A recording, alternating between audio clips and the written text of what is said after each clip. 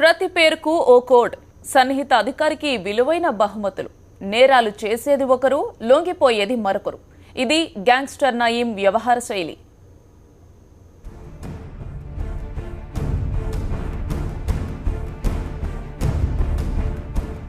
నయీం ఇంటి నుంచి స్వాధీనం చేసుకున్న డైరీలో ఇద్దరి పేర్ల ప్రస్తావన ఎక్కువగా ఉంది. వారిని చింటూ సార్, టెర్రర్ బాస్గా పేర్కొన్నాడు. వీరిద్దరితో నయీం అత్యంత దగ్గరగా మెలిగినట్లు అధికారులు అనుమానిస్తున్నారు. డైరీలో ఉన్న వివరాల ఆధారంగా వారిద్దరూ పోలీసు అధికారులే అయి ఉంటారని భావిస్తున్నారు. ఈ ఇద్దరిలో టెర్రర్ బాస్ కంటే చింటూ సార్తోనే నయీం అత్యంత దగ్గరగా మెలిగాడని, ఆయనకే విలువైన గిఫ్ట్లు ఇచ్చాడని డైరీలో ఉన్న వివరాలను బట్టి తెలుస్తోంది.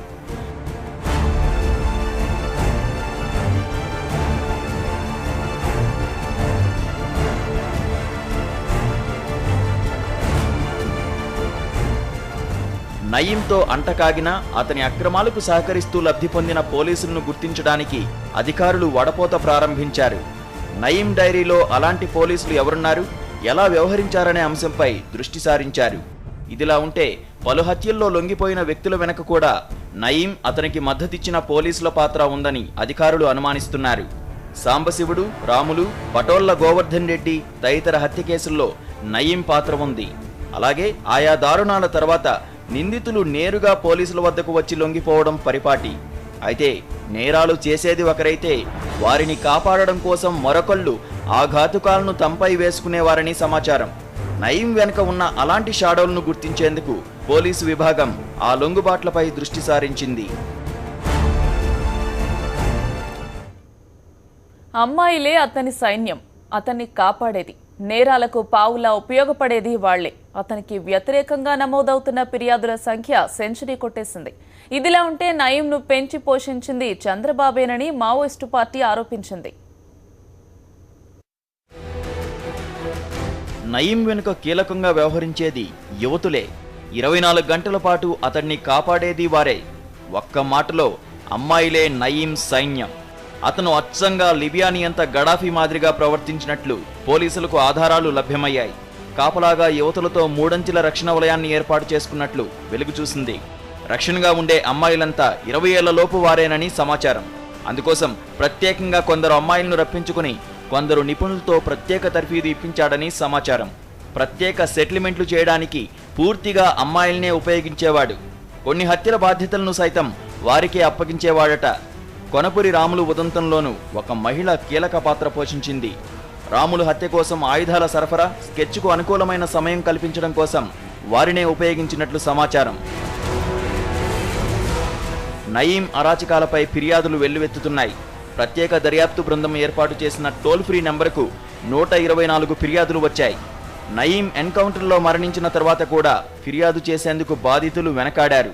అయితే ఫిర్యాదులను గోప్యంగా ఉంచుతామని, బాధితులు ముందుకు రావాలని చెప్పడంతో ఫిర్యాదులు పెరిగాయి. వాటిలో ఎక్కువ భాగం నల్లగొండ, రంగారెడ్డి, మహబూబ్ నగర్ జిల్లాల నుంచే వచ్చినట్లు తెలిసింది. రియల్ ఎస్టేట్, భూలావాదేవీల సెటిల్మెంట్లు, బలవంతపు వసూళ్లకు సంబంధించినవే ఎక్కువగా ఉన్నాయి.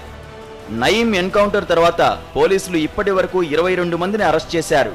వారిలో కీలకంగా భావిస్తున్న భార్య హసీనా, అక్క సలీమాతో పాటు ముఖ్య అనుచరులను కస్టడీలోకి తీసుకునేందుకు సిట్ కోర్టులో పిటిషన్లు దాఖలు చేయనుంది.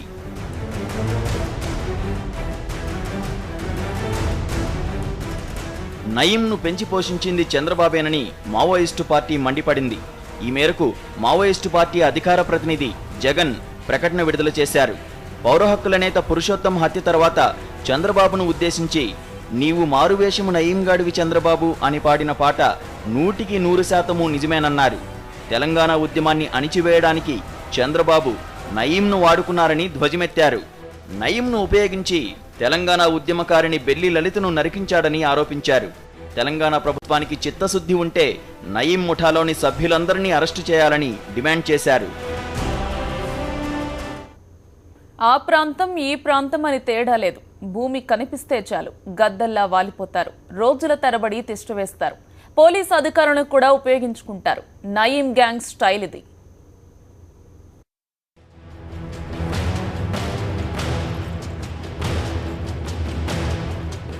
ఖమ్మం జిల్లాలో ఓ ప్రముఖ వైద్యుని భూమిని కబ్జా చేసేందుకు నయీం విపరీతంగా ప్రయత్నించినట్లు సమాచారం. ఇందుకోసం ఒక సీఐని కూడా వాడుకున్నట్లు తెలుస్తోంది.